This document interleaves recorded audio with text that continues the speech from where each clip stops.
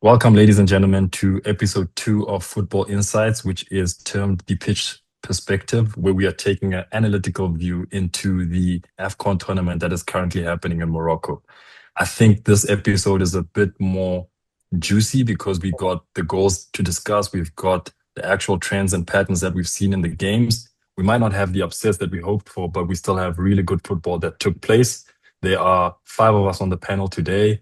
We have unfortunately missed one member today who, because of his involvement with us here, has now got a job overseas. Congratulations to Pernil, who is now the analyst at Simba in Tanzania. We wish him all the best in his endeavors, and he can look back at us and say that we were the building blocks for his success in 2026. Without further ado, we are just going to jump into the football. I think everybody's been excited about what's been happening in Morocco. We've seen some amazing goals, some bicycle kicks, some funny goals as well, some own goals, and we've got a lot to discuss in this episode. So thank you for joining us. Thank you for your comments. Thank you for participating with us. And we hope to engage you more as we continue to build the show and look into football going into the season after this tournament. Do you think we managed the group well, or we were lucky to get out of the group? Because if it, for me, if it wasn't for Ronza, I don't know if we would have gotten through the first game and Uh, even the Zimbabwe game, the Angola game and the Zimbabwe game. We've been but defending set plays and a couple of moments forward. Gully, you it don't matter who you are, you're gonna have chances that's gonna come against you. You're gonna have people that's gonna take shots at goal. You're gonna have your keeper saving things. And in terms of managing the group, do I believe we played our best? No, but you there. You've got the results that you needed, and you're into the last 16, and that's the most important thing. How you got there, does it become relevant now? No, you have to focus now on Cameroon.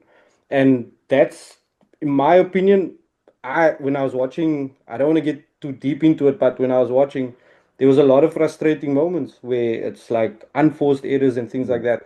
So now you look at it and you say, okay, but what if we play Cameroon and there's none of that?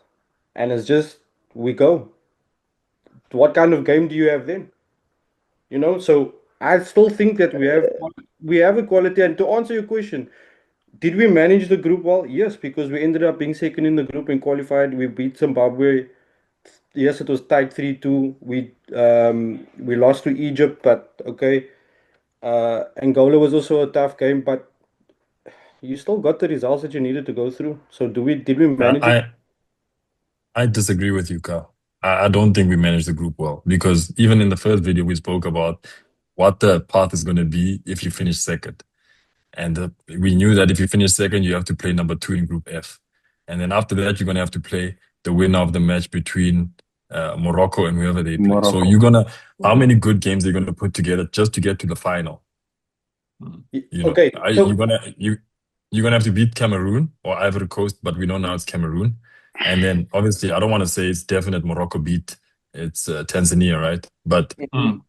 chances are Mm. Morocco going to beat Tanzania. So you're going to have a difficult knockout game, followed by another difficult knockout game, followed by another difficult knockout game. And I'm not saying, people always say, yeah, but you have to beat the big teams to win the tournament. No doubt. But would you rather be South Africa going this route, or would you rather be Egypt playing Benin? Benin, who was in our group, who we beat 2 times, 2-0, 2-0, you know? So for me, I don't know if we managed the group well. I'm going to say no, mm, I because okay, to manage the group well is to finish first. That's what I believe. so you've done this, we've all done this before, whether we worked in a club situation or with wherever. You look at the fixtures and you go, okay, what is realistic for us to achieve in these fixtures? Do you think we look at Egypt and say, this game we want to win? Or are we saying, do we at least draw? Like what is that thing? Because at the end of the day, you're not going to get, not that but it's most likely you're not going to get your maximum points against Egypt, and the best you want to do is try and get a draw at least to manage the other two, and you win the other two and you go through, right? That's best case scenario. But at the end of the day, knowing that you have to beat Angola and beat Zimbabwe and you go through, and then you say, okay, we lost to Egypt, but you're going through to the next round. Yes, it's a difficult path, but is it impossible? No. So managing the group is, do you say because of one result? Technically, it's one result that you're saying we didn't manage it well, and we lost 1-0 to a team that defended really well in the box, down to 10 men, worked hard, threw their bodies on the line, did everything, and we couldn't score. And now we want to say we didn't manage the group because we ended second and we chose a difficult path. I mean, I hear what you're saying, but there's two sides to it. Yeah, but I also understand that it's a tournament and you want to get through. But if you look at how we came into the tournament versus how we've done in the tournament, then you kind of think, are we functioning at full capacity? Are we performing the best we can? And if you're not performing the best you can, I'm not saying you can't win the games, but you'd also like to take a route which, maybe gives you the most opportunities to win. And I'm with. I thought our group with Egypt was going to come down to goal difference and head to head, because I thought we would draw at the worst. We would draw, and then it would be 7-7, and then it's like, how did you guys beat those teams? Coming down to goals and coming into the tournament the way we did. I thought we'd score. The amount of goals we scored was good. I just thought we wouldn't concede as much. Yeah. Yeah. Because we conceded a lot of goals. Now, if you look at the game against Zimbabwe and you look at against Egypt, okay, then you say, okay, we've conceded, and I would like to say we've conceded almost maybe, from various situations, which I'm not saying is a red flag in terms of, we can concede in any situation, but at least if you concede in one way, this is the way we have to deal with it. Yeah, fair. But let me put the question to all of you. What do you because basically what we all saying is the Egypt game becomes the factor, right? What would you do differently? I want jump in. I'm sorry, but I don't just think it's the Egypt game. I feel like even in the Zimbabwe game, there was a lot of flaws that I feel like wasn't addressed from the previous, like how you play through, yes, you got into the final third, but even the efficiency in front of goal, do they make the right decisions? Are those things that are being looked at? Because at the end of the day, if you're gonna wanna go through, you're gonna need to beat teams and you need to be efficient in the final third. Were they that when they were playing the three teams across the and people will look at that and say, like, because we need to make a judgment call. We need to say, okay, can they beat them? You look at what Bruce was saying. If we play like we did against Zimbabwe, we will not get past Cameroon or past Ivory Coast. And I think that is a coach understanding what he's dealing with at the moment. Because if players are not on that level and they're not striving and they're not, like you say, they must run harder, they must fight harder, they must do everything better in order to get past. No, 100%. But also we're now going into a different topic where we're now saying tactically, did we play like this and like that? I'm talking about purely based on the results. Did we get in the two games? For me, then it becomes the Egypt result that takes us away from the path that Moose is talking about, which I agree with Moose. You want to take the easier way. At the end of the day, we qualified for the next round and we didn't beat Egypt, or we didn't get a point against Egypt. So now that becomes the critical game on taking a different path. So my question is now, what do we do differently? What would you do differently in the Egypt game? Do you understand what I'm trying to say? For me, I'm saying, and I'm still believing that Bafana is going to beat Cameroon. I want us to beat Cameroon, and obviously we have to do a lot of things right on the day, But I'm still of the fact that we're playing against a really good attack, right? With individuals, maybe they're not playing so much as a collective, but with individuals who are able to hurt you on the day. And the way we've been conceding goals, the way, we've been saved quite a few times by our goalkeeper, you're like, these errors, maybe a team that is a bit more clinical is not going to let these mistakes go unpunished. And we saw that against Zimbabwe, let's be honest. Zimbabwe, every attack they had, some resulted in run and saving, but the others were goals. And I mean, I think it was the second goal, the through ball that was played through. Yeah, that one. You like, you kind of ask yourself, like, firstly, where's the pressure on the ball? Where's the compactness defensively? And things like that. But anyways, I still hope that, and I still believe that we will beat Cameroon. I'm saying, I always want the easier route. I'm like water. Give me the path of least resistance. That's what I want, because I'm saying we can put a good game against Cameroon. 3 days later, you're going to put a really good game against the best team on the continent, and then after that, there's other teams that you have to face. So we've made it really difficult for ourselves. to qualify, everybody, I mean, imagine we didn't qualify. Then it's the biggest disaster ever, right? Then it's like, guys, how do we not? So we qualified 100%. I just like the easiest route to get to the objectives. And the easiest route doesn't mean you put in less effort. It just means that maybe you achieve more earlier so that, we have to achieve more later now. Yeah. So and football is what it is. I mean, Nigeria go 3 games unbeaten and then they could lose the game and they're out of the tournament. Then nobody's going to talk about, yeah, but the group stage was so perfect. No, you're out the tournament. So I guess the final result will always justify and will always be what we play for. Because even if you lose the first game, I mean, we've been in Champions Leagues before, Carl, where we barely make it out the group. Yeah. We scrape through in the last 5 minutes out the group and then we go and win Champions League. And nobody remembers that part of scraping through. So I'm just saying, I like the path of least resistance. But I still believe Bafana will and can and will beat Cameroon. If I can just jump in there, I think that's also a reference in Gulam and Musi, that bonus mentality from Sundowns Al Ali. I spoke to Gulam at Sundowns and I said, now I want to play Pirates in the final because it's a big game. We'll have a full stadium, everything's exciting. And Gulam told me, I don't want to play a big team. I want to play the small team, just win, take our bonus and move on. And that mentality, I think you both have and understood it very clearly. So again, Gulam, we lost 100%. Yeah. I think from my point of view, obviously we want the easy way and we want to lift the trophy, we want to win and stuff. But I have a different way of seeing it. This is where we are now, and now you have to sort it out and you have to figure it out, and you don't have time.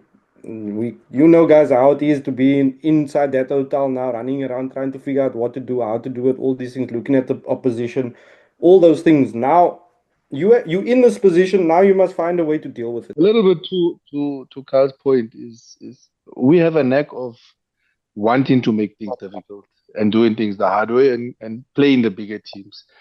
But whether it's the best option, I'm not sure. And also to Musi's point, it's not necessarily the goals we are conceding, it's the number of chances we are conceding. That is probably the biggest concern going forward. And it's all good and well that even and I'm sure they are at Bafana, they've watched it and they've seen it. We know they have analysts and stuff. It's not so much about watching it, it's how do you find the solution and what do you do about facing those continuous problems. We saw set plays, challenges, crosses, challenges, and it's about creating the solutions to those problems. And I'm sure they'll get it right, and hopefully they get it right, because the teams going forward are very good at those phases of the game. Going while putting the balls in the box, set plays. It's going to be something that they need to. And we know we can rely on Ronza, but for how long? Without anyone protecting him in front. But are we happy with the teams that have made it? I'm not one for underdogs. I don't support underdogs making it at the end. You work for That'd be me. Say again? That'd be me. The underdog story is normally... I know everyone is trying to milk this underdogs and dark horses and stuff, and it's nice, but we want to also be an African nation of football. So when we're going into the World Cup, we want to see Morocco doing well in that space. We want to see South Africa doing well in that space. We don't want the smaller nations to come representing AFCON and we have a weaker team moving into the World Cup. So it's good that the big teams are competing with each other because it makes the competition a little bit tougher and it pushes everyone to the next level. And this is going to push South Africa ultimately. We haven't played all the strongest teams, so with South Africa having a big prep going into the World Cup, I think it's a good run for them. Going into Cameroon and then possibly facing Morocco in the next game is 2 massive games for them to prepare and know where they are. So I'm happy that we play big teams, make it difficult. But I get Musi's train of thought also. I think we can strategically maybe pick teams differently or ones that we're going to... I mean, even with our preparation at Sundowns, we would pick which points we would get off which teams and what was relevant. But at the end of the day, playing the bigger teams to prepare ourselves for the World Cup next year is as valuable also. But I still want them to win. I still want Bafana to win at the end of the day. Yeah. Is there any thoughts on the teams that have progressed or any... I mean, some of the teams moved forward with 2 points. So South Africa couldn't really count on it until the group ended. But the fact that they went 2 points didn't mean it was a better run for us to finish third, for example. So all those things play a factor. But is there any thoughts from your guys' side before we move into the show? Yeah, for me, I just think this tournament was scripted really well, or it went according to script really well. Because if you look at it, all the teams that we thought would be number 1 and 2 are number 1 and 2. Yeah. The changes, whether we expected Gabon to finish third and Mozambique finishes third, those are the little surprises. So the surprises kind of happened, at the bottom of the groups rather than at the top of the groups. And so we will get the big guns squaring off against each other really early in tournaments. And like you said, you want the best preparation for your country leading to that tournament.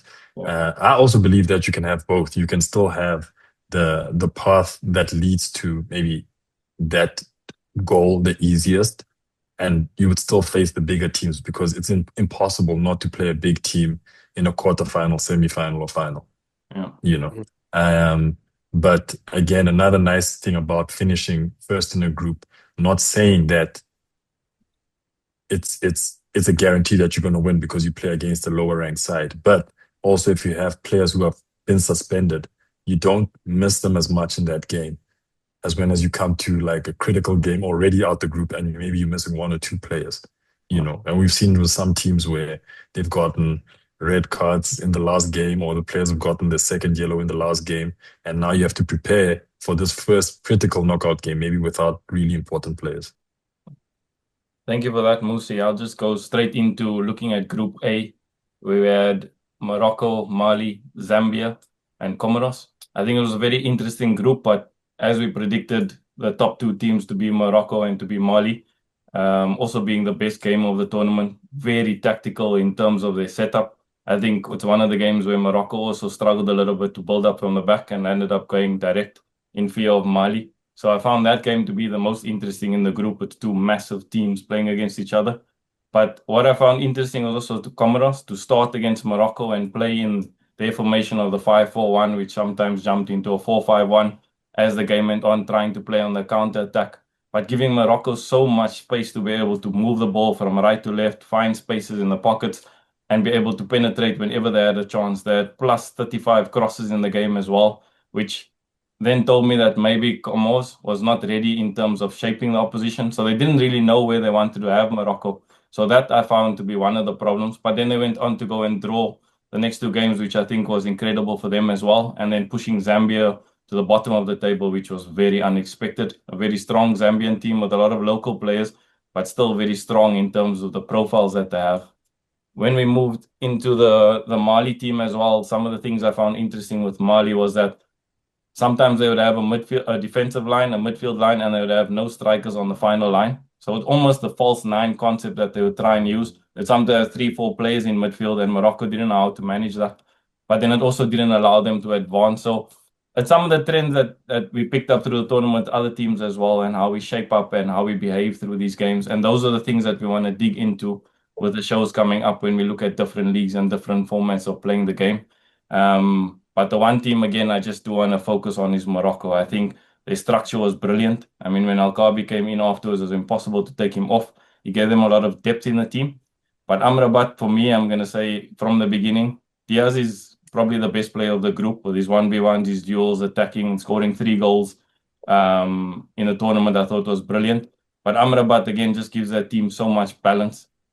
What made the Mali game exciting was that when Mali tried to close Amrabat, eventually as the game went on, Amrabat to then push up as an 8, sometimes as a 10, sometimes as a left back, sometimes as a right back. And I think that's going to be important for Tanzania when they prepare for this game. Morocco came up with various solutions. Diaz would go inside, the fullback is going up high on the right-hand side. So there was a lot of interesting things about Morocco, how they changed their shape to adapt to the way Mali was trying to press. Mali didn't try and let them out at any moment in terms of building up from the back. They pressed with 2 on the edge of the box at times during the game, and Morocco found it a bit difficult and also started to find these long balls. But their biggest solution was that midfield rotation. So as soon as they started to rotate the midfield, Mali wasn't able to pick up Amrabat anymore. It gave them a lot more space to be able to play, and there was no threat in midfield. So again, my team, like I said from the beginning, Morocco was going to be the best team of the group, and they gave width, they gave depth. They were strong defensively, strong in attack as well. And they had this Diaz winger that would absolutely terrorize all the opposition defense in their group. So I think as predicted from the beginning, stayed throughout. But from the tactical approach, Morocco nailed it in terms of defense and attack and the overall structure to balance their team both in defense and attack. So I'm very excited to see. I think it's going to be a very difficult game for Tanzania to come out of. But again, Tanzania progress. So let's see what they have to face against Morocco. But yeah, as it stands, Morocco probably to win the AFCON. Yeah. Over to you, Carl, looking at Group B. Yeah, so Group B had Egypt, South Africa, Angola, and Zimbabwe. And I remember saying at the beginning, before we went into the group stage, that it's going to be a bit of an interesting group because, especially for South Africa, because we have a bit of a history against Angola and Zimbabwe about not really performing. And if we look at the games, those specific games when we played Angola and Zimbabwe, both of them had a lot of moments where they were on top of us and created a hell of a lot of chances against us. And I think that's going to be a big issue for us from a South African point of view. But if I just go back a little bit and I want to speak about the Egypt Zimbabwe game, the first game of our group or the second game of our group.